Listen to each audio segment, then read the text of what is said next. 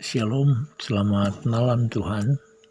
Saudara yang kasih, kita berjumpa dalam Renungan Kristen HBDA 35 dengan judul Menjadi Mempelai Kristus. Sebelum kita membaca firman Allah, mari kita berdoa. Ya Allah Bapa di sorga, Bapa yang kudus dan yang maha kuasa, dan dalam nama Tuhan Yesus Kristus kami datang di malam ini Tuhan, mengucap syukur dan berterima kasih oleh karena kasih karunia Tuhan begitu besar dalam hidup kami.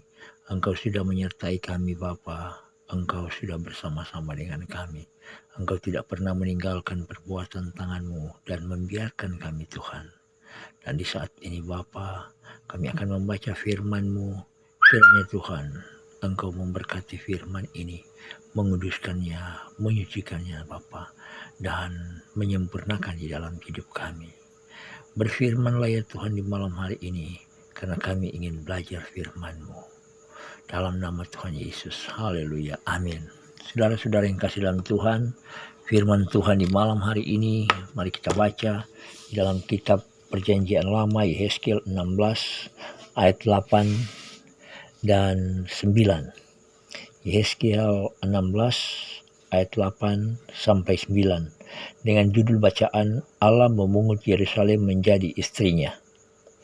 Ayat 8 berkata, maka aku lalu dari situ dan aku melihat engkau, sungguh engkau sudah sampai pada masa cinta birahi.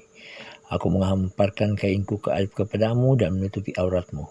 Dengan sumpah aku mengadakan perjanjian dengan engkau. Demikianlah firman Tuhan Allah, dan dengan itu engkau aku punya.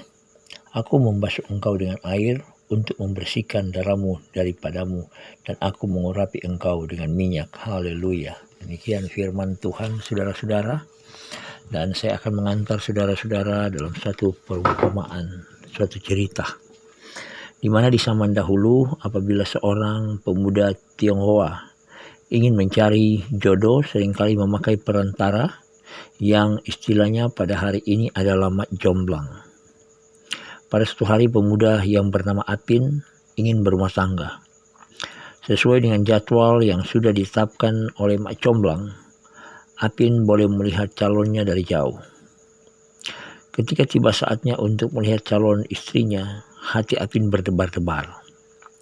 Di kejauhan di dalam taman yang indah, Apin melihat seorang gadis semampai duduk di punggung seekor kuda putih. Gadis itu berambut panjang, berkulit putih, dan wajah yang cantik semakin cantik ketika wanita itu mencium setangkai bunga mawar di dekat bibirnya. Tanpa ragu-ragu lagi, Apin meminta mak comblang untuk mempercepat hari pernikahannya. Hari-harinya pun tibalah, dan Apin sudah tidak sabar lagi ingin melihat istrinya dari dekat. Maka perkawinan itu dilangsungkan.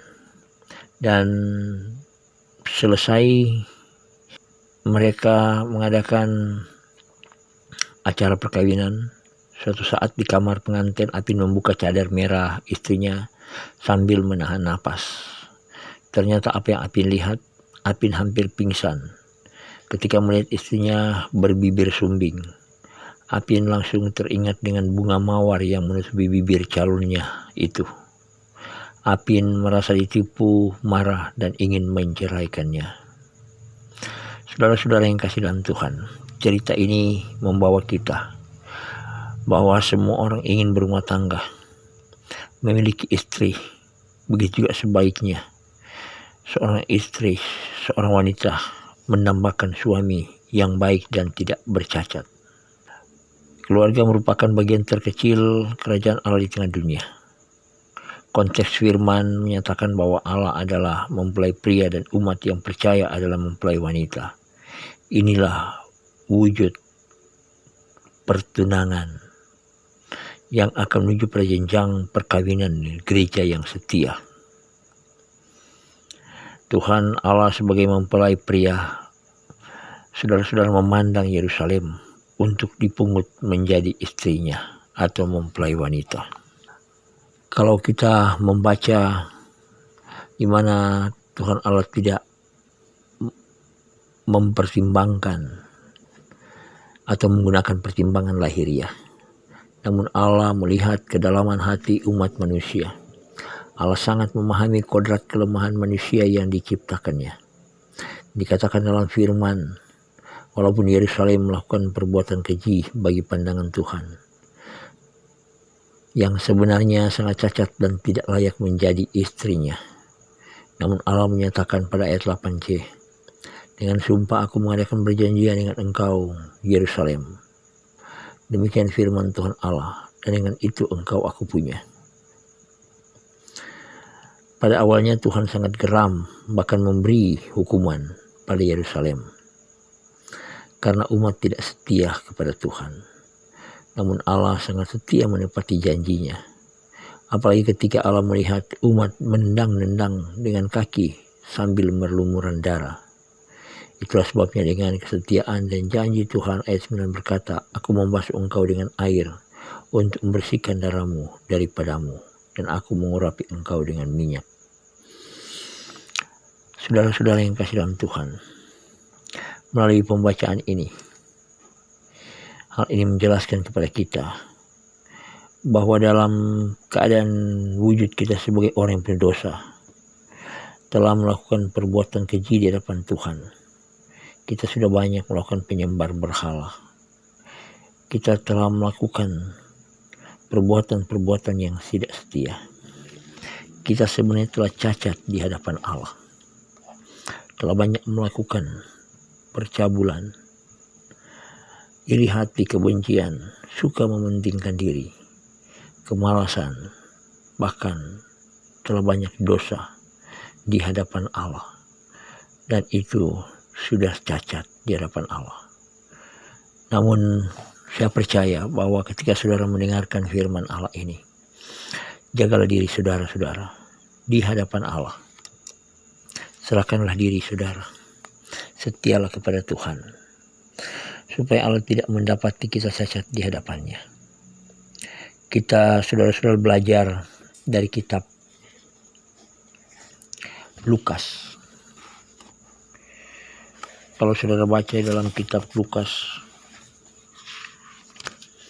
Lukas pasal 1 ayat 5, bagaimana tentang Sakaria dan Elisabet. Pada ayat 5 berkata, pada zaman Herodes Raja Yudea adalah seorang imam yang bernama Sakaria dari rombongan Abia. Istrinya juga berasal dari keturunan Harun, namanya Elisabet. Keduanya adalah benar di hadapan Allah dan hidup menurut segala perintah dan ketetapan Tuhan dengan tidak bercacat. Saudara melihat ini, di mana Sakaria dan Elisabet dipinang oleh Allah menjadi mempelainya. Dan kita melihat dari keluarga mereka inilah mereka mengandung kebaikan, mengandung Roh Kudus, sehingga melahirkan seorang anak yang bernama Yohanes Pembaptis. Luar biasa anak ini, saudara-saudara, menjadi saluran berkat bagi dunia yang mempersiapkan kedatangan Yesus pada saat itu.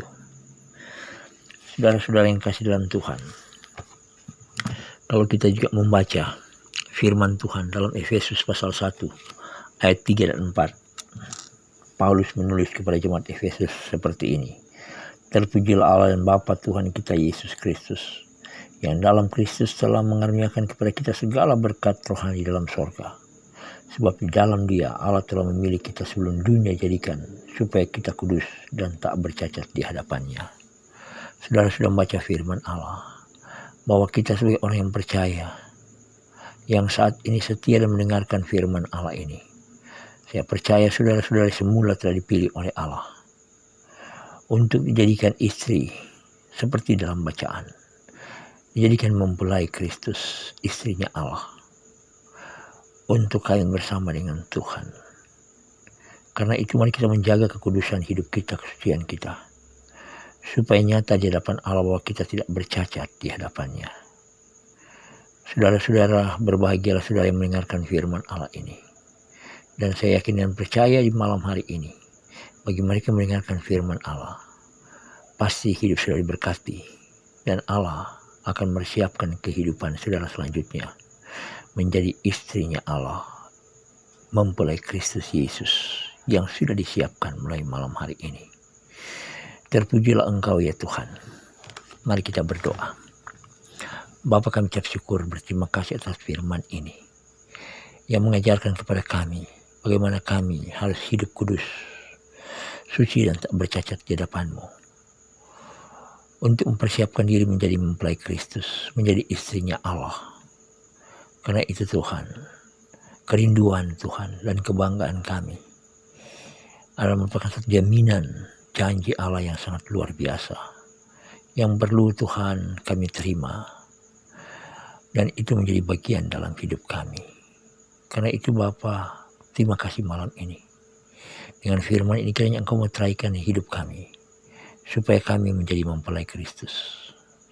Bapa di surga, malam ini kami akan tidur dan beristirahat. Kiranya Engkau menjaga melihara kami, melindungi menyertai kami.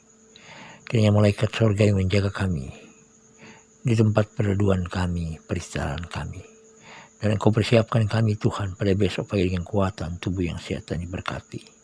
Kami menyerahkan sepenuhnya Tuhan, malam ini kami tidur beristirahat di bawah naungan penjagaan Tuhan. Terimalah doa kami Bapa, di dalam nama Tuhan Yesus kami sudah berdoa mengucap syukur. Haleluya. Amin. Demikian saudara-saudara, seri Renungan Kristen tentang menjadi mempelai Kristus di malam hari ini. Tuhan memberkati kita dan sampai jumpa pada seri berikutnya. Selamat malam Tuhan. Shalom.